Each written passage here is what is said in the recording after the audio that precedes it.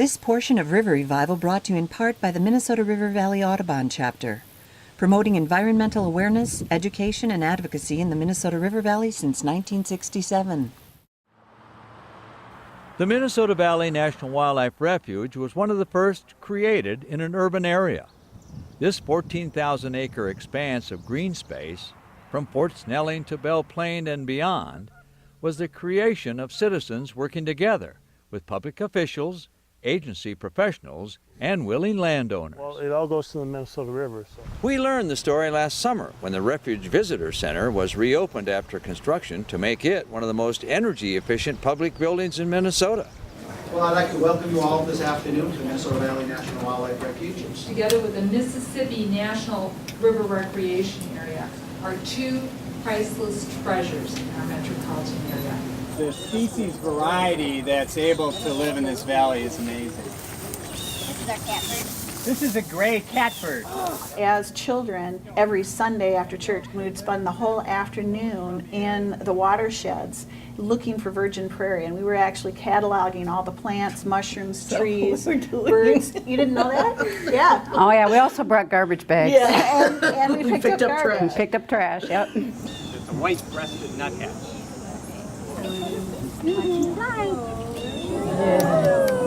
I was on the Fish and Wildlife Service's National Planning Team, and we were planning national wildlife refuges all over the nation. And driving across the river every day and seeing this big, wonderful natural area, and thought it should be a national wildlife refuge.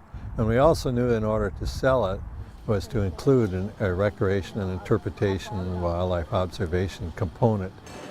At the time, many of the cities had zoned the floodplain for development, which would have destroyed the natural conditions.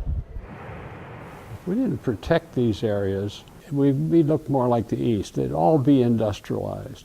And those people like to fish and hunt. The majesty of nature, all those gifts that we had here in Minnesota could have been lost. In order to get this one going, I enlisted the support of my hunting partner, Dick Dury. We crossed the river and got help from Elaine Malott and the Bloomington Natural Resources Commission. Elaine was the chairperson. So I knew how she operated and how effective she was. And when Elaine Malott and Mary Alice saw, the value of bringing a citizens community to try to make this a national wildlife refuge, we were pretty well primed. And then Elaine and myself and a few others presented it to Senator Mondale, and he offered to introduce it if we could get endorsement up and down the river. We went to all of the schools in our age range, so all of the senior highs, all of the junior highs. We went up and down the river. We must have made about 30 or 40 presentations getting endorsements. Walking street by street and talking to people about it to get that kind of neighborhood and community support. And it was a really important civic message that we carried to the elementary, junior high, and senior highs was that you can make a difference.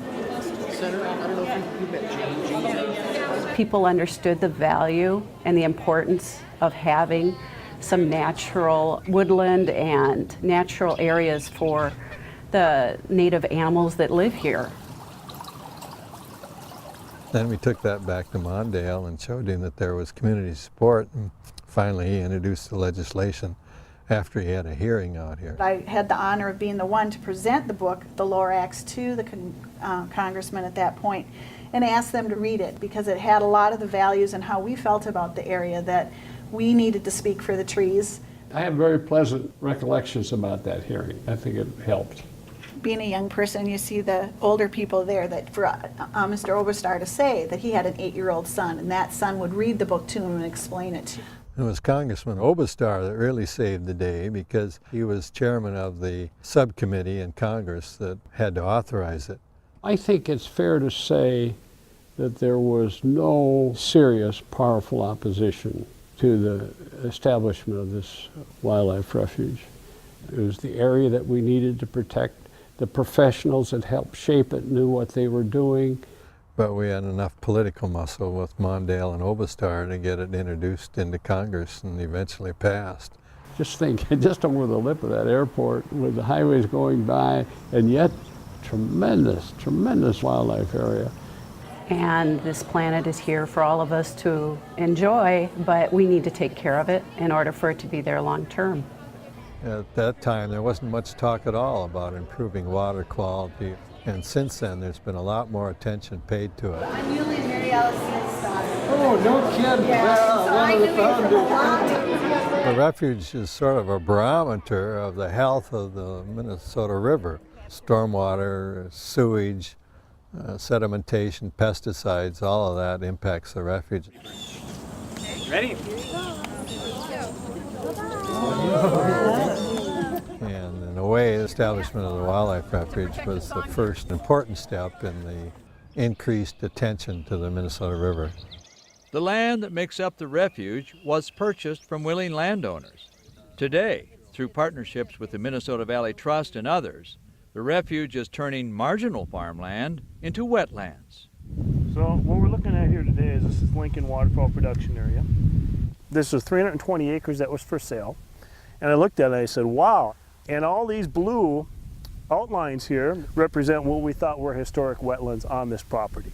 There'll be basically about 45 or 50 acre wetland right in here. And then there'll be about 60 to 80 small wetlands surrounding this area. 1 acre wetland can hold over 350,000 gallons of water.